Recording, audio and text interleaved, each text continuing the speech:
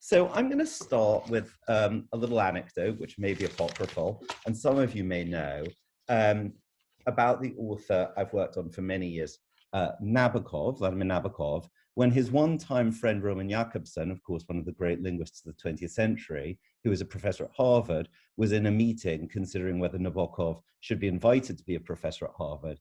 Jakobson countered and said, "Gentlemen, even if one allows that he is an important writer, are we next to invite an elephant to become a professor of zoology?" Famous little story, which makes, of course, a very sharp point about the distinction between doing and knowing. Writers are elephants, critics and scholars are, of course, zoologists.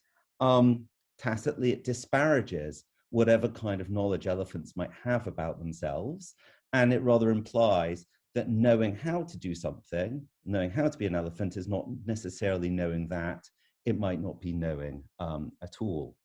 If we remember the story, and we love this story, isn't it just because it seems so beautifully wrong-headed?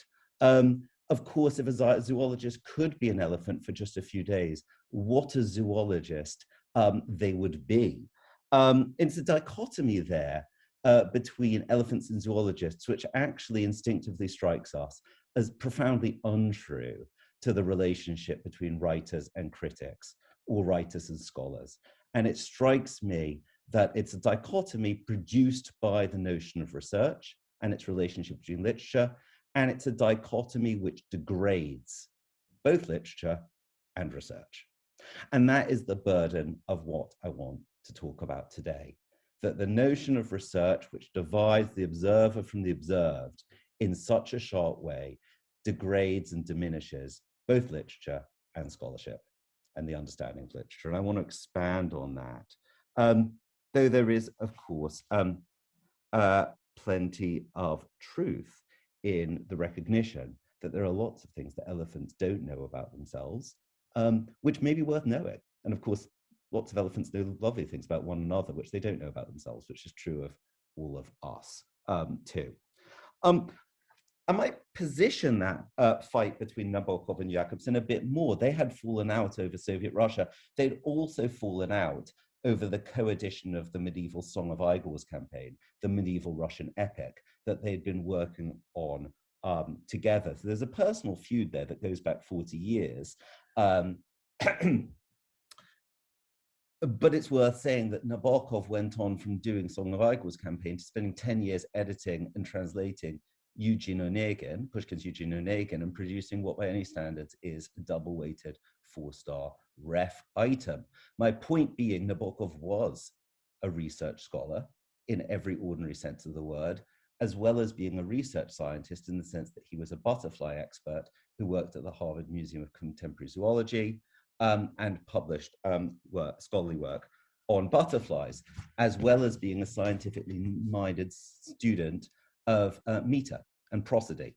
There's a whole section on that in Eugene Onegin that goes back to his work on Bielek.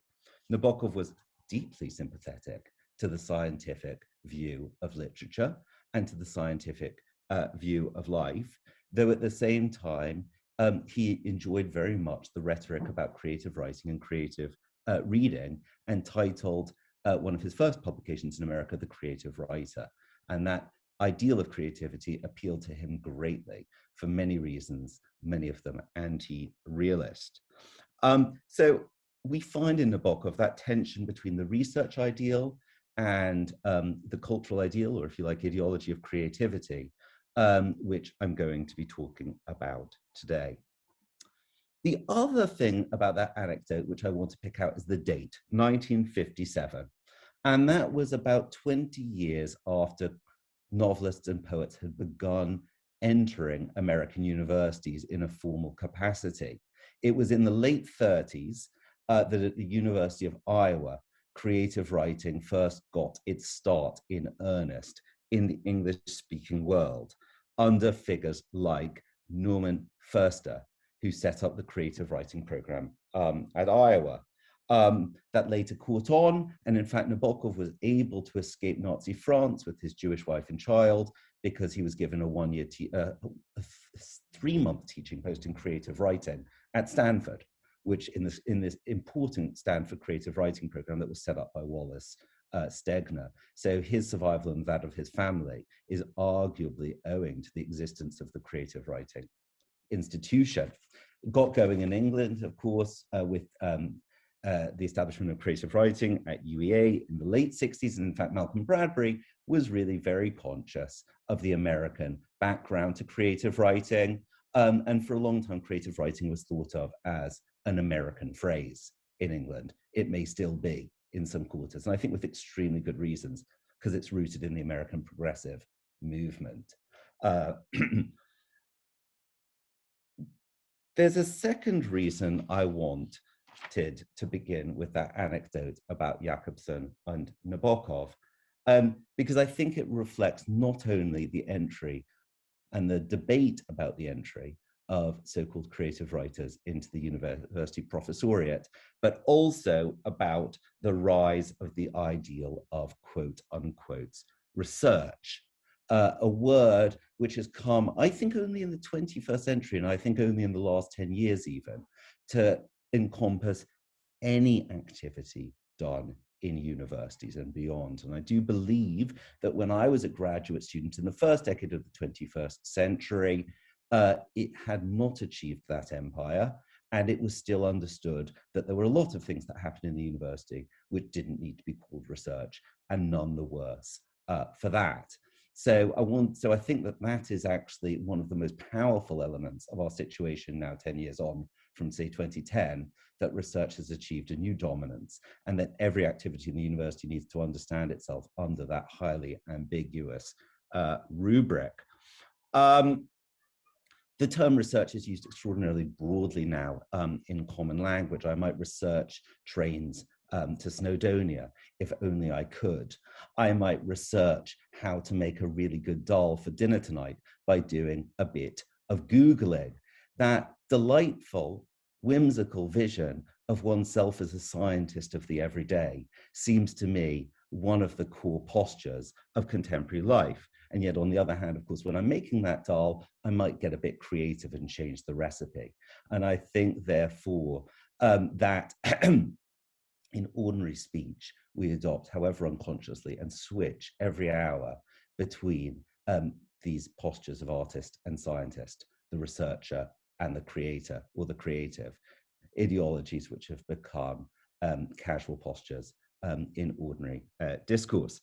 There's a very, very good book, and I've put on the quotation list a number of books and articles I've found it really useful for thinking about creative writing and research. But someone I really admire is Jen Webb, who's an Australian scholar, and a much underrated book, deserves to be much better known, Research and Creative Writing, which is super sophisticated, extremely thoughtful, but is committed to the assumption that creative writing should be thought of as research.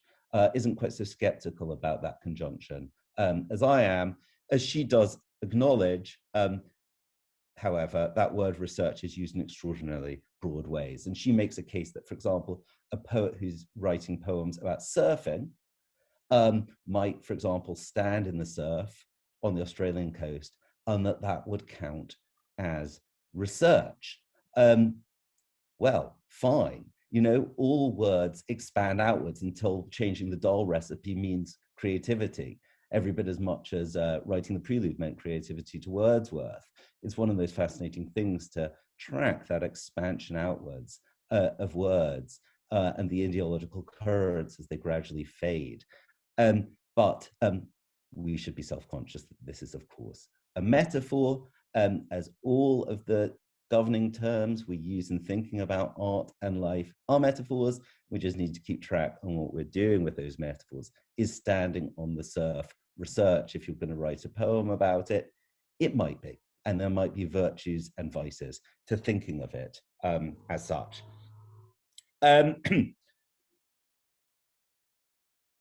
What I think is really interesting, though, is that we're now in a position in universities, as novelists and poets have been drawn in, that this ideology of creativity, which is directly traceable back to Romanticism, is coming to clash with another set of ideals about research, also traceable back to the early 19th century. And as those two ideologies or bodies of ideas are forced to clash up against one another in the 21st century, they smash each other. They smash each other, and we start to have to think about what we mean by creative writing and what we mean by research. I've always hated the word research, but I've actually come to think it's quite an interesting word to describe novel writing and poetry. And I think that the more we're forced to think of creative writing as research, the more that Trojan horse that's been admitted into the academy opens up what we might mean by research in really fruitful ways, which are good for research and possibly good for creative writing. So I want to spend a little time talking about where this word research comes from. And on the handout, I have put a reference to this exceptionally useful and extraordinarily brilliant book by this man, Lawrence Vasey, called The Emergence of the American University of 1965, which is well worth reading. I should say Lawrence Vasey ended his life living naked in New Guinea reading Trollope. It was the most extraordinary life that he led. He was the most gifted, brilliant, eccentric person who wrote the great book on the emergence of the American university. Okay. And this is, I've got some quotations on your sheet if you're interested. These are quotations 4 onwards. And I'm going here to Daniel Quigg Gilman, who was the first professor, who was the first head of Johns Hopkins University, the first major research university in America. And it's from a talk he gave at the establishment of the University of Chicago, which conceptualized itself as a research university on the new model. What I'm really saying there, as probably a lot of you know, is that our modern idea of research was something that emerged, especially in America, in the late 19th and early 20th century, and was organized, was articulated by American scholars who trained in Germany and came back and promoted an idea of what research was, which was in fact not at all what Humboldt and other 19th century German thinkers had meant by Forschung and Wissenschaft, by which they meant something much more spiritually elevated. But what research came to mean in that American context in the late 19th and early 20th century is in fact captured quite well by science in the ordinary sense of the word. That is to say, the methodical, the systematic, the microscopic, the objective, the value neutral, the accumulative, and the non-utilitarian. The methodical, the systematic, the microscopic, the objective, the value neutral, the accumulative, and the non-utilitarian, because research was opposite to trading. This was not what the German proponents of the research university, famously Humboldt and the establishment of the University of Berlin, had meant whatsoever. They were deeply concerned with Bildung. They were deeply concerned with the promotion, with the cultivation of the spirit through Wissenschaft, through science. But that is another story. Certainly the Germans who formulated that ideal that became the research of ideal did imbibe, especially from Goethe, an aspiration towards achieving the unity of all knowledge, so that literature should be on an equal footing with science, and that there should be a science of poetry as there should be a science of flowers, as there should be a science of Roman inscriptions. That unity is absolutely there in that ideal, and it's taken up very much, for example, by the much influenced by Germany, Coleridge. For example, I've got here on the sheet, Coleridge saying in the preliminary treatise on method that there is a living method, so that when we analyze poetry or even write poetry, we may be scientists, but not bound by dead method. But in the late 19th and early 20th century, as I say, especially in America, and then coming from that American influence, the notion that to pursue human knowledge is to apply a fixed method and to accept microscopic specialization became identical with the ideal of research. I've got a quotation on your sheet from Max Weber, the famous talk science as a vocation, Wissenschaft as a vocation, where Weber says that the dream of the unity of human knowledge is a thing of the past and must be a thing of the past. All knowledge is born for a day and then will die. There was a backlash against this in the early 20th century American Academy in particular. And this is little known, but I've put on the handout two really useful books, Gerald Graf, Professing Literature, and DJ Myers, The Elephants Teach Creative Writing Since 1880. And what they both make clear is that the new criticism and the new humanism were both shaped and formed by that opposition to research. The new criticism gives rise to the modern institution of the Ing Lit department and modern languages, that is to say, the close analysis of literature. And the new humanism gives rise to the creative writing faculty. So both sides of the modern English faculties, I know them, I know it being in an English department, probably in modern languages too, are formed by the opposition to the research ideal. To the new critics, the aim of criticism was to oppose the objectivity of research and to take you into the poem and to make you live through its making, and in so doing, by being a creative reader, to become, as it were, a creator or a creative writer. The aim of the new humanism, and Norman Foerster, who set up the first creative writing department at Iowa in the late 30s, was a new humanist. The aim of the new humanism was, again, to oppose the research model of studying literature in the universities by insisting that to understand sonnets, you had to try to write a sonnet. People like Norman Foerster appealed, I've got some quotations on your sheet from there, they appealed in particular to the model of the Renaissance humanist Petrarch, Poliziano, Erasmus, for whom reading and writing were practically indistinguishable, and for whom the distinction between creation and criticism would have made no sense at all. So creative writing arose in opposition to what they thought of as the German research ideal. Fast forward to where we are now in 2021, having this conference. It might seem that the new critics and the new humanists entirely failed. The research ideal is everywhere dominant. Those who question the assumption that work in the humanities and even creative writing should be thought of as research are viewed as delightful, old-fashioned eccentrics to be indulged with a wry smile. But is it really so? As I say, what I think has actually happened is that as writers have become appointed more and more in the academy by force of necessity, because students want to write, they have brought with them a fifth column, an ideological fifth column, which starts to explode the idea of research from within.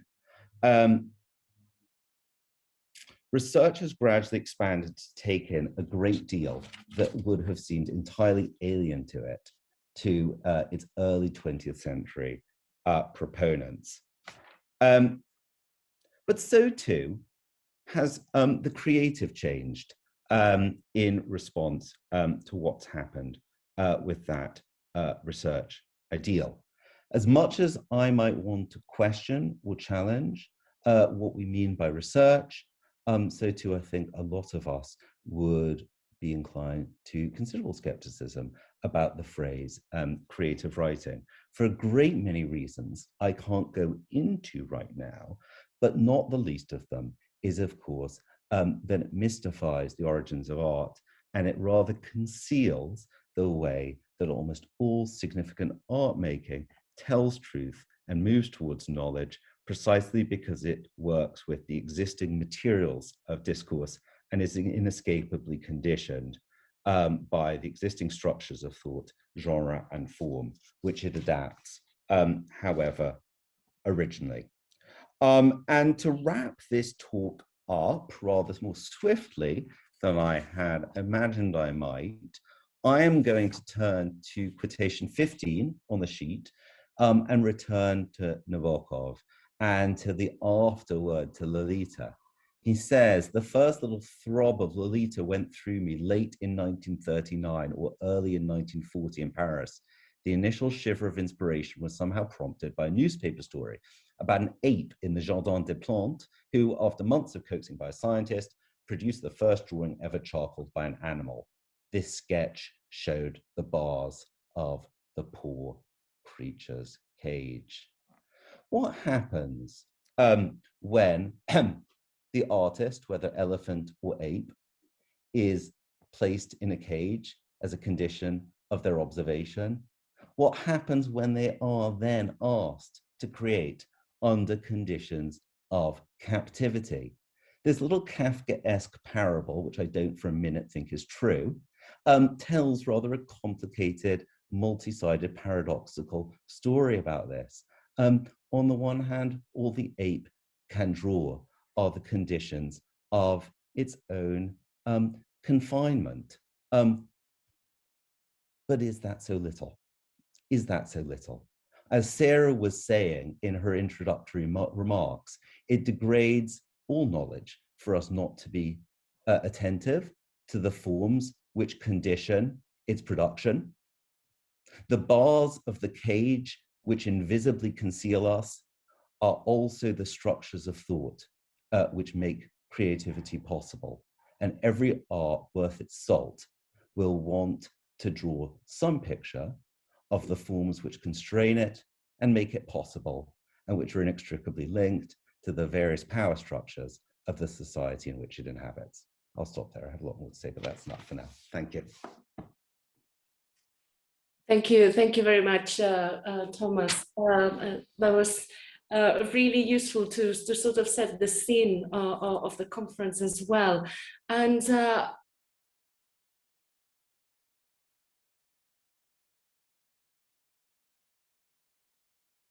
okay, thank you very much, Ava, and it's lovely to see you too. So I'm hoping to share my screen here, and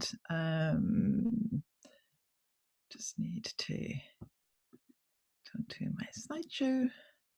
Great, and yeah, thank you, Thomas, for that wonderful talk to start us off. And yeah, look forward to talking about that. I'm taking a slightly different tack in my attempt to perform as an elephant this morning. So the questions I want to think about are really what creative practice might bring to critical research, what's the research of creative practice, and what does a creative practitioner, i.e. me, what do I gain from modern languages? And I'm working from examples really to think through some ideas related to these questions. So we've talked about how knowledge is bound up with form, and I think it is, whether that's use of or challenge to a literary artistic form, or it might be the process of forming or deforming. And we might think of this as performative in the sense of enacting a way of thinking or being. And so as somebody whose research is practice-based as well as critical, I sometimes get asked to do a guest session about creativity in modules on critical theory or translation. And I'm always happy to talk about creative practice, but sometimes these interdisciplinary moments make me aware of difficulties with the term. Of course, there are many, and Thomas has alluded to these, as if creativity is a spin we put on knowledge or practice that is otherwise not creative, or if it's a kind of freedom or looseness in relation to critical rigor. And we can sometimes misunderstand each other. So I'd also like to ask for leniency here. So I'm not a modern languages specialist. It's more that poetry and my practice as a poet has led me to think about language in ways that are perhaps not limited to one particular language. So the performative knowledge of my title actually sounds terrible, as if I'm here to show you how clever I am, which is not the case, I hope.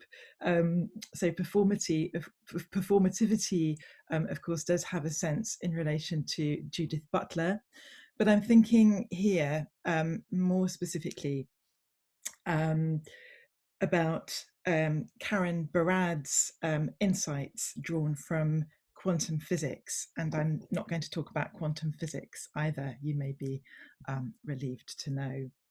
So practices of knowing, she writes, and being are not isolable, they're mutually implicated. We don't obtain knowledge by standing outside the world, we know because we are of the world. We are part of the world in its differential becoming. The separation of epistemology from ontology is a reverberation of a metaphysics that assumes an inherent difference between human and non-human, subject and object, mind and body, matter and discourse. So the observing subject is part of what's observed, so knowledge depends on the apparatus or configuration that reveals what she calls their intra-action, so a term she coined, so not interaction but intra-action, both sides changed or all sides changed by the contact. And this intra-action is performative, bringing knowledge into being, and in her account, it involves the agency of the non-human as well as the human. And I'm arguing that artistic forms are part of this apparatus, but I mean form here not as a set of conventions, but in its very widest sense as a medium that is open to change.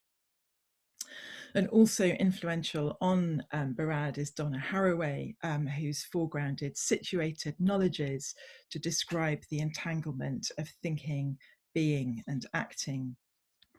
And so the structure and form of academic writing, which has a poetics of its own, may be seen to privilege an objectivity that is derived from an understanding of the world as an object of empirical study.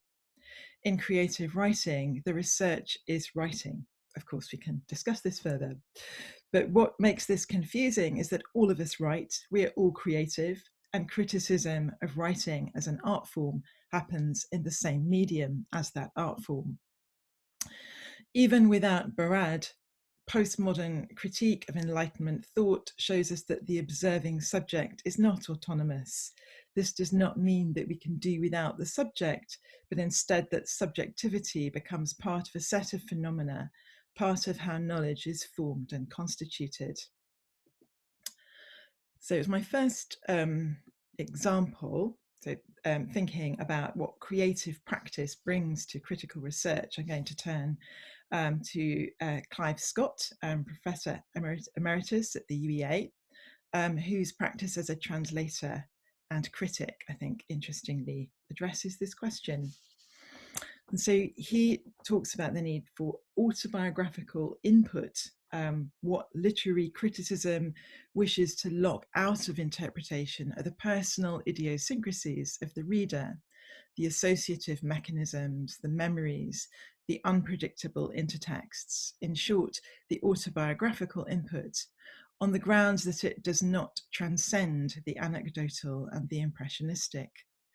Also included in this outlawed autobiographical input is the realization or enactment of text by the individual reader's voice. And he makes an argument for the translator as reader, and for that depth of reading. We must move on from the partial view of the translator as someone with a particular translational competence to a holistic view of the translator as an unconscious, a subjectivity, a writerly metabolism. So, for example, I've given you here this translation from Rilke uses different fonts to catch the oral memory of the poem, and his doodles over the poem become a way of approximating voice and embodied expression. So following psychic impulses, as he says, as we might do in reading. And at the same time, it also raises a question about the text that is produced. So controversially, Scott thinks of translation, or argues for translation, as being less a means of making a text available to another reader and more an extension of critical reading. So when we think of an opening up of critical methods to incorporate situated responses, Scott's work is exemplary in modelling a pedagogy of reading, and it has been very influential. But there's a distance too between the use of creative methods in translation in this context and the use of translation as a creative practice. So Scott's visual transpositions have a purpose that's subordinated and framed by critical discourse. So that's their function, and the intervention that they make is in criticism rather than poetry. So the typographical effects here may be drawn from Futurism or from Dada, but the proliferation of fonts that we see here can't have the same charge now as it did in the early 20th century. Form is constantly evolving. So pedagogically, these texts make a point. Aesthetically, perhaps I'd be forgiven for saying that they're a little clumsy. They're not meant to stand alone as artworks. We're not meant to evaluate Clive Scott as a visual poet, although his work does have something to do with concrete and visual forms.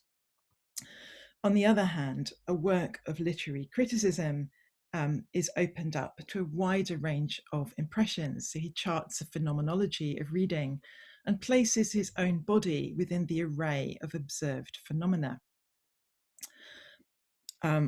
So in this piece here, he responds to the excess of urban noise that he detects in the source text by Baudelaire. And this overwritten visual text accompanies his analysis of the sound in Baudelaire's source text. So Scott argues that the sound of the French text reflects its acoustic environment, but also creates its own. And this is what he does with this this overwriting. So as a translation, it's of no help at all. If you don't read French, you're still going to be lost having read this version. But it's an overlay of two different versions that articulates the frustration of translation, which is that one language will never sound like another one. And whether the poem can be read as onomatopoeically as Scott suggests is perhaps debatable, but it leads him to this visual version, this overlay, which is a performance of reading. And his use of overwriting, addition, or what he sometimes refers to as embroidery, demonstrates a readerly performance, but the focus is ultimately on the source text, on Baudelaire, and its effects in French.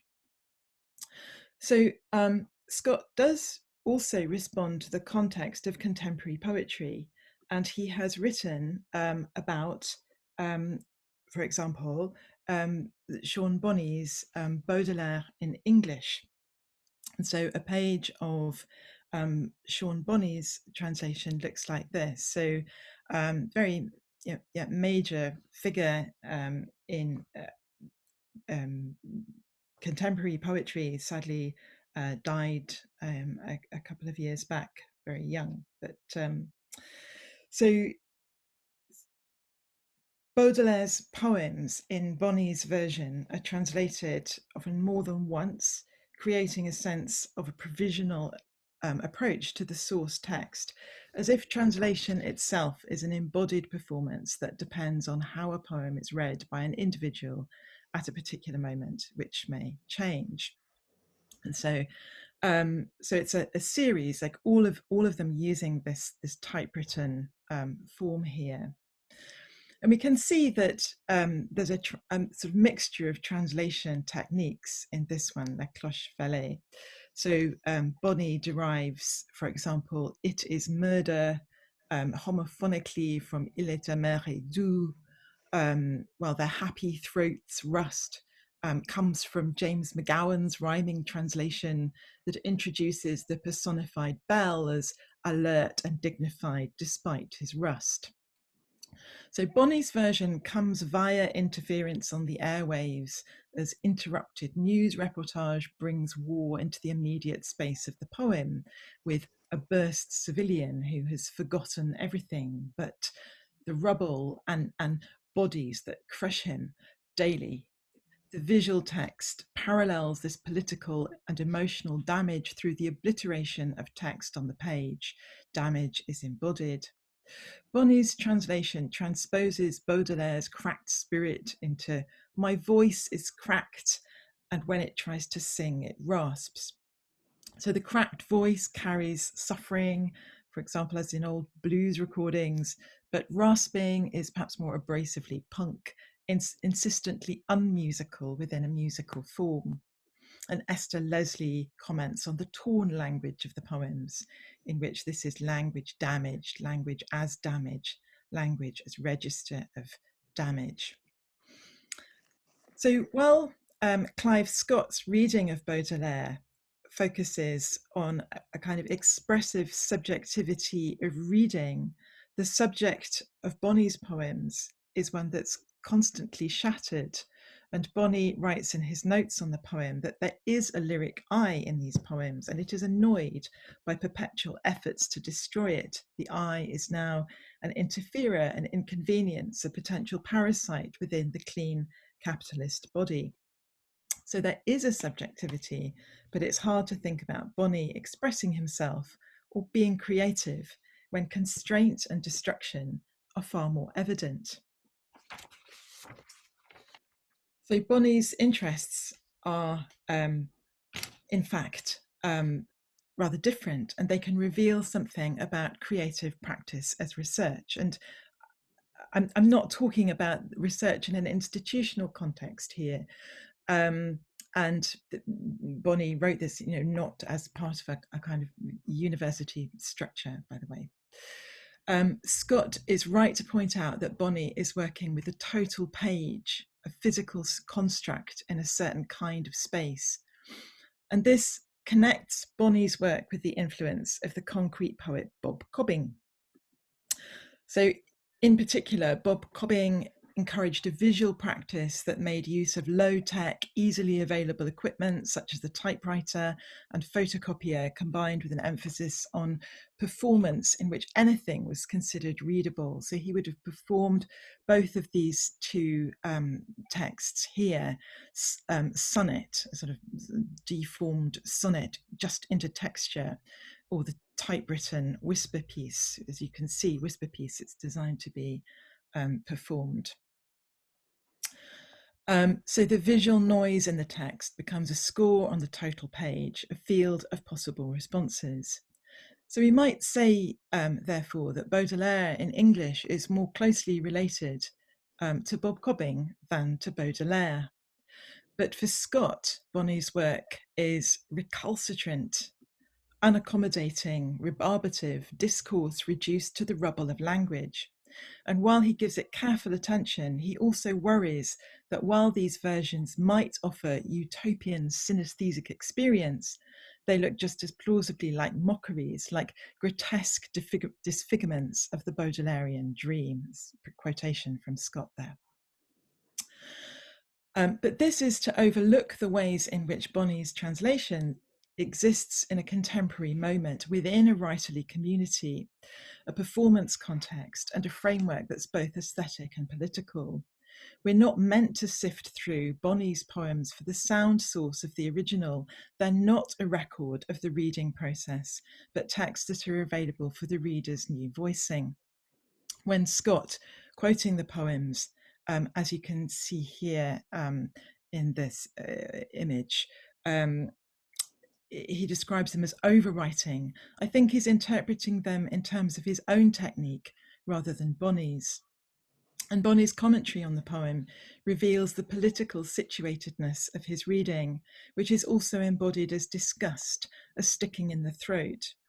His deformation of the sonnet is a development of a practice influenced by both punk and political activism. It encodes a knowledge of British concrete poetry through its relationship to Bob Cobbing. By deforming, it says something about form. So Jeff Hilson has argued that the sonnet is so overdetermined in form that it's unreadable. In order to make it viable again, it needs to be defamiliarized, i.e. made illegible. And so Bonny's sonnets do this through translation.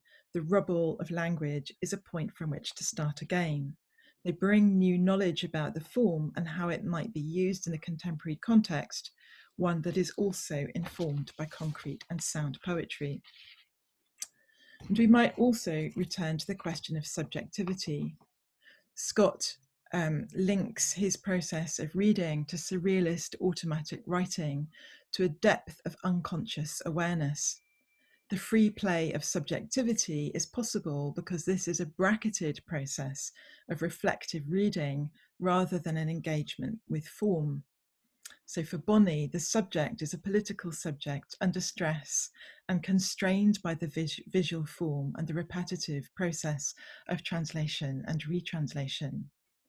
So for an artist, the priority is forming or performing the making of the thing or the action of event, but freedom is not necessarily the answer to the problems posed by the artistic process. So when the artist turns critic, it can turn out that more rules rather than fewer are needed. So for example, Lewis Berry's exercises in criticism, the theory and practice of literary constraint, applies the techniques of the French procedural writers, the ouvroirs de littérature potentielle or the Oulipo, to critical writing in order to write about the Oulipo. So by using forms of constraint and repetition, he's able to reveal those conventions to which criticism normally adheres. So we're here to think about how artistic practice can contribute to research in modern languages. But as a practitioner in creative writing, I'd like to turn this around. So how can modern languages transform creative writing? And rather than offer a conclusion, I'm going to end with a very short reading. So in my own work, I'm interested in responding to a multilingual habitat and a European identity that gives me some distance from English, even though English is my language and medium. And so Karen Barad and Donna Haraway have both been useful to my thinking about an ecological entanglement with other languages and also with the non-human. So I have to say my work could hardly be more different from Sean Bonny's, but there is a sonnet sequence involved, and it does have something to do also with Paris. So it's an exploration of a lost river in Paris, the Bièvre, and there's a trace of readings, both in French literature from Rabelais to Georges Perec, and a reading of the urban landscape through walking. So if the Seine has produced a torrent of poetry, the Bièvre, described here by Huysmans in terms of its feminine objection, is more of a trickle, and it was once split in two for hydraulic purposes. So a split sonnet gave me the narrow channel I needed to think about the different materialities of the city and my own place within it. And so I will just end by reading some short poems from this sequence. So from Taint. Not a trace, but the same line writing itself over and over again.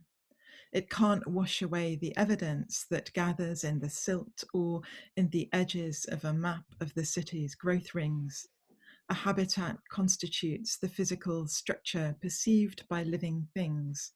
Each living thing also a habitat, the human becoming river. Not a beginning, but backwash hidden upstream, industrial blood scrubbed clean away, chopped offal, the skins you didn't see, stitched into the polis, rinsed into leather boots for wars fought in footsteps. If blood hangs in sightlines, reddening the mirrors, look away as water swallows every story. The city's vibrating skin, behind it, more skins. Not wormwood, but stream of pigs, so Rabelais. 6,014 dogs went howling after the woman in crimson. Panurge couldn't charm, so his revenge, a river of dog desire that maddened, sent the dogs all came. At once they pissed on our door in streams of bitter water. This territory marked. Somebody reading along with me, that's nice. This territory marked her satin, asking for it. Just one more then. Okay. Not black ribbon, but white silences, deserted streets, the bleached dust under August moon, cool ermine, traced with silver thread, shivers under scraped skins. Say slow of leather, or city drum feathers. You can't get far enough away to see the glacial pictures without the ribbon hand, stench and blood stains, seeing between the river and himself. The river. Thank you for joining me on that. Thank you. That was nice. Okay, I'm going to stop. Danke, just going to end there. Thank you. Thank you very much, Zoe. Yes, I thought it was really interesting, you know, to hear all these sort of echoes, especially, you know, knowing that you do work or have an interest in sound. I thought it was kind of very, very fitting. It happened in a very organic sort of way. We've got about, just 10 minutes. You know, for any comments, any reactions, any questions that you may have. There's been some comments in the chat. The chat. Oh yeah, I'm going to hearing my voice is in echoes here. Maybe Jennifer, you were sorry to pick on people like this. You mentioned here reminiscent of the 80s design culture linked to punk and hardcore. Maybe would you be happy to explore a little bit more, to expand a little bit more, maybe ask Zoe about that? Yeah, it was really just with looking when we were looking at Bonnet's poems, and when Zoe mentioned punk and hardcore, I went, oh, and it immediately made me think of the zines. I bought a lot of these zines when I was younger, and it's a similar kind of punk idea of kind of and working back to the avant-garde as well, where you were taking cutouts and using photocopiers and printing things together, and you got these strange overlays of text in a very, very similar way, and it was just something that created an echo in my head. That was all, or in my memory. Yes, I agree definitely with Sean Bonney. I mean, he used to perform in punk gigs, and so it's really interesting that with those translations, he's going for a sort of a visual form that has a sort of visual reference that we can relate to a sounded aesthetic, and so it's opening outwards into this contemporary context that's referencing concrete poetry and cobbing, but yes, absolutely also punk, and it you know, and there's earlier work of Bonney's too, where he's actually developing that kind of typewriter effects, and talks about, you know, 3 chords, there's punk, and so it's in his sort of evolution of sort of thinking about making an aesthetic that's got something to do as well with particular spaces and particular sort of spaces of subversion and resistance, and so Baudelaire sort of just comes into the mix of that, and of course punk, I suppose, also referenced Baudelaire and that moment. So it's very filtered, the way that he's looking at translation. So I suppose that my thought is really that it's thinking about that moment of writing rather than looking through the writing at Baudelaire, really, which is what I think Scott's doing. Yeah, thank you. I don't know if there's any other questions. A question for both speakers, that even though you had very different tacks, but I think you're both looking at that kind of, I suppose, the conflict between research and creative writing, as Tommy put it. But I was wondering, a word that I often use when I try to define my creative critical work is that it's not conventional. So the position that I sort of, the position that I create is between my research and conventional research in English literature or in literary studies.